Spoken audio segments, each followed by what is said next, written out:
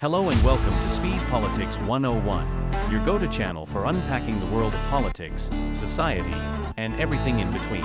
I'm Billy Agwanda, and I'm thrilled to have you here as we explore the fascinating ideas that shape our societies, past, present, and future. If you're curious about how politics influences our everyday lives, hit the subscribe and notification button so you never miss an update.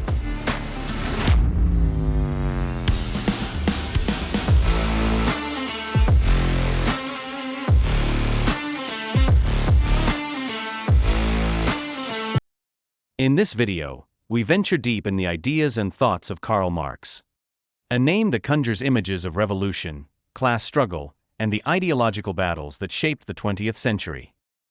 Karl Marx is often remembered primarily as an activist, a political thinker whose work laid the foundation for communist movements across the globe.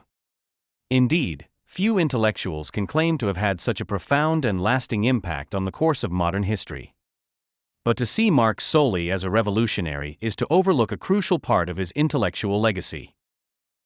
Before he became the figurehead of radical political thought, Marx was trained as a philosopher, deeply engaged with the ideas of Hegel and the broader German philosophical tradition. While it is true that his later writings increasingly focused on history, economics, and social structures, the philosophical underpinnings of his work remained ever present.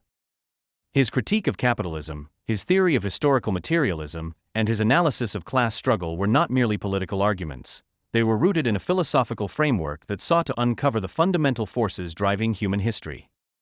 Marx did not simply aim to interpret the world, he sought to change it. But even in that pursuit, his thinking remained deeply philosophical, shaping not just political movements but also the way we understand power, economy, and society itself.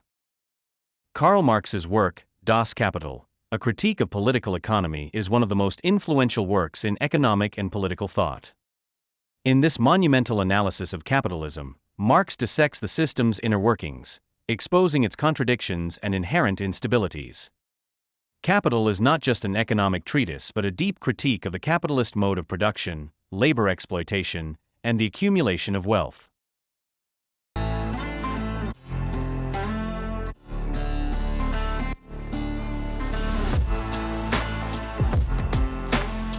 Volume 1 of Capital begins with an examination of commodity production. Marx defines a commodity as a useful external object produced specifically for exchange in a market. But for commodity production to occur, two essential conditions must be met. First, there must be a market where exchanges can take place, and second, there must be a social division of labor, where individuals produce different goods, thereby creating the necessity for exchange. According to Marx, commodities possess both use value, meaning their practical utility, and exchange value, which is initially understood as their price. While use value is relatively straightforward, he argues that exchange value is a more complex phenomenon requiring deeper explanation. He poses a fundamental question: why does a given quantity of one commodity exchange for a specific quantity of another? His answer lies in the concept of socially necessary labor, the amount of labor required, under average conditions of productivity and intensity, to produce a commodity within a particular industry. This forms the foundation of the labor theory of value, which asserts that the value of a commodity is determined by the amount of socially necessary labor time invested in its production.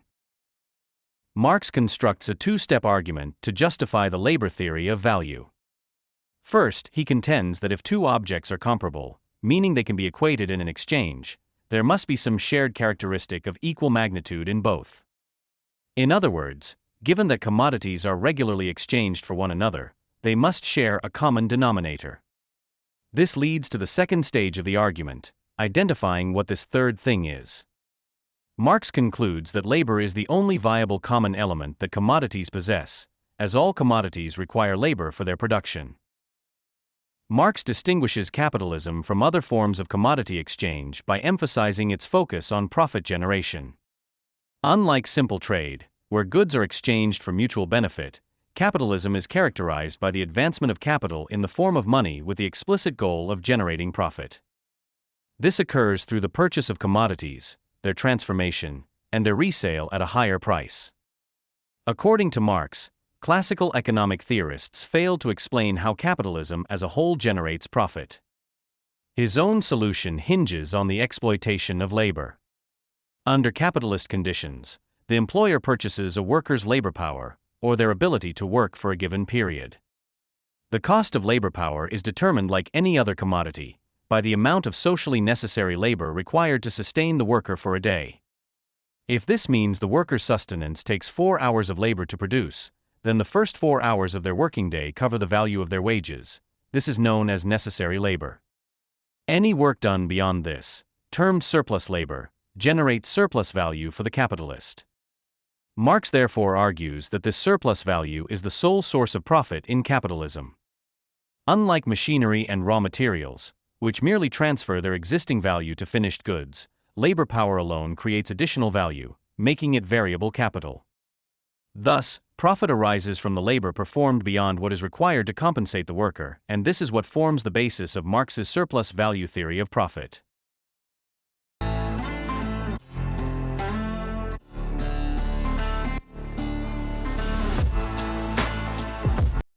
According to Marx, history does not unfold by chance, neither is the result of mere ideas or the will of great individuals. Instead, history moves forward through the material conditions of life, through the ways in which we, as human beings, produce, distribute, and consume goods. Marx develops the theory of historical materialism as a framework that reveals the hidden forces shaping our societies, our politics, and even our beliefs. At the root of this theory lies a simple but profound truth: the way we produce things, food, clothing, tools, and all the necessities of life, determines the structure of our society. What we call politics, law, religion, and culture are not independent forces, but rather reflections of our economic foundation. Marx described this relationship as the base and superstructure. The base, our economic system, determines the superstructure, our ideas, values, and institutions. As a result, if you change the base, the entire structure of society shifts. Think of society as a house. The foundation, or the economy, supports everything above it: the government, religion, traditions, and cultural norms. If the foundation cracks, if the economic system is disrupted, then the entire structure becomes unstable, sometimes even collapsing and giving way to a new form of society. This is how history moves, not in a straight line, but through struggles and upheavals driven by economic change. Marx charted history as a progression through different stages of economic systems, each defined by how people produced and controlled resources. It began with primitive communism, where early humans lived in communal societies, sharing resources for survival. There was no private property, no one owned land or tools individually. But as human societies grew, so did the division of labor, leading to new economic systems. Slavery emerged, marking the first great divide between rulers and the ruled. The masters controlled not just land but human beings as well, using them as tools of production. Ancient Rome, for instance, built its empire on the backs of slaves, whose labor enriched the ruling elite. But slavery, too, had its contradictions, and in time it crumbled, replaced by feudalism. Under feudalism, kings and lords owned land, and peasants worked it in exchange for protection. Land, not human beings, was now the primary form of wealth. Yet, this system was not eternal. As trade expanded and markets grew, feudalism gave way to capitalism, the system that still dominates our world today. Capitalism brought unprecedented technological advances, but it also deepened inequality. It created two main classes: the bourgeoisie, who own businesses and factories, and the proletariat, who sell their labor for wages. Like we have seen in the first part of this video, the driving force of capitalism is profit, and to maximize it, capitalists extract as much labor as possible while paying workers as little as they can. This relentless pursuit of profit leads to exploitation, alienation, and crisis, problems that, according to Marx, will ultimately cause capitalism's downfall. Marx argued that capitalism, like the systems before it, carries within it the seeds of its own destruction. He predicted that workers, recognizing their shared struggle, would rise up, overthrow the capitalists, and build a new system, socialism. In this stage, the means of production would be collectively owned, ensuring that wealth is distributed based on need rather than profit. Eventually, socialism would evolve into communism, a classless, stateless society where resources are shared by all, and human beings are finally free from exploitation.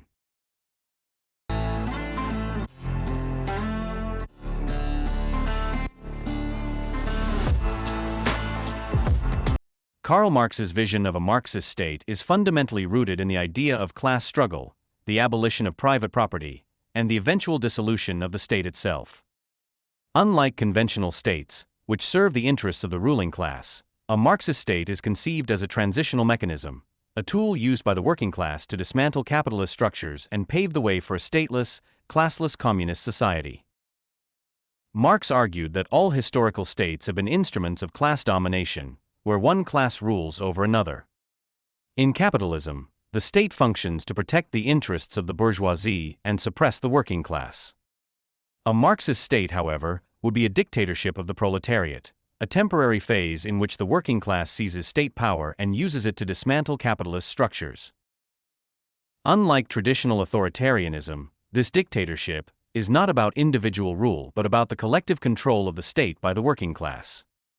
The goal is to suppress counter-revolutionary bourgeois resistance, redistribute wealth, and lay the foundation for a classless society. This phase is necessary to prevent the re-emergence of capitalist exploitation and to ensure that socialism takes root. One of the most fundamental characteristics of a Marxist state is the abolition of private ownership of the means of production: factories, land, resources, and capital. Marx believed that private property was the primary mechanism through which the bourgeoisie maintained control over society. In a Marxist state, ownership of productive assets would be transferred to the collective, either in the form of worker-controlled enterprises or direct state control during the transition to communism. With the abolition of private property, class distinctions would begin to fade. There would be no bourgeoisie exploiting the proletariat, and wealth would be distributed based on need rather than market competition. This restructuring of economic relations is essential to achieving a society free from exploitation.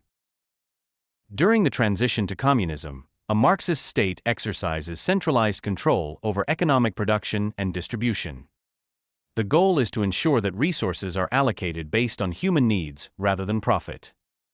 In contrast to capitalism, where market forces dictate production, a socialist economy under a Marxist state would be planned.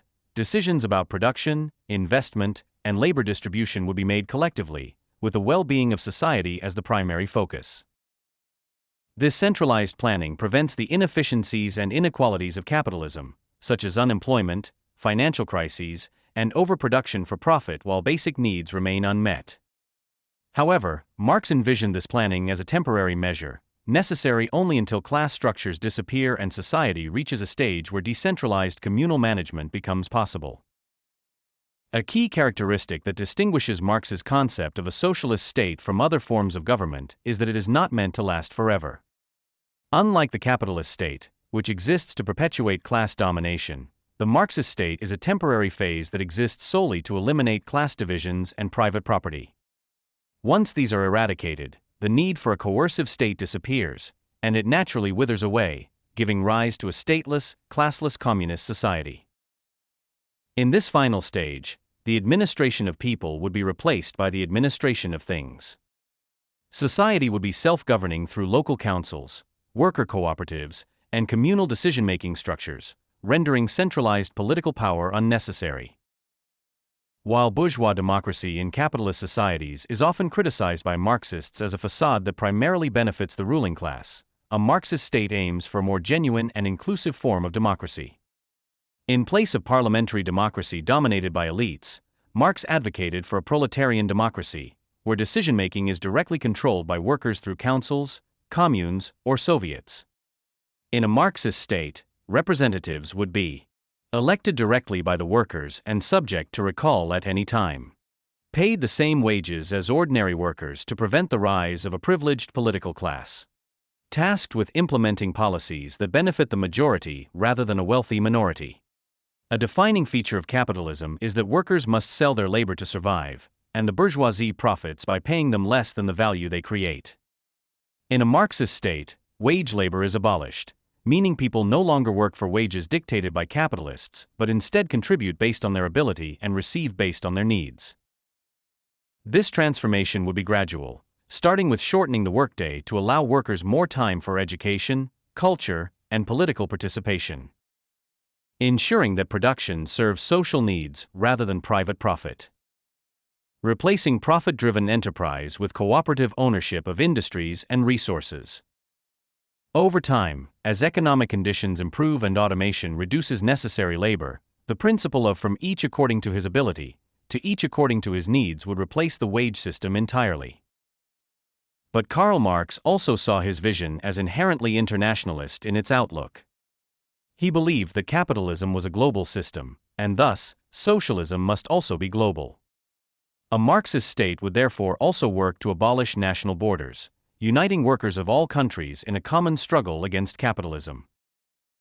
This is why Marxists advocate for proletarian internationalism, where socialist states support revolutionary movements worldwide rather than competing with one another in nationalistic rivalries. The final goal is a world without states, where humanity is organized into a cooperative global society. As we conclude, it is important to emphasize the Marxist state is fundamentally different from all previous forms of governance.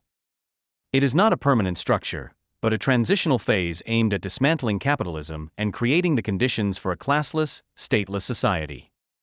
Through the dictatorship of the proletariat, the abolition of private property, centralized economic planning, and direct proletarian democracy, a Marxist state seeks to eradicate exploitation and ensure the political and economic power rests in the hands of the working class.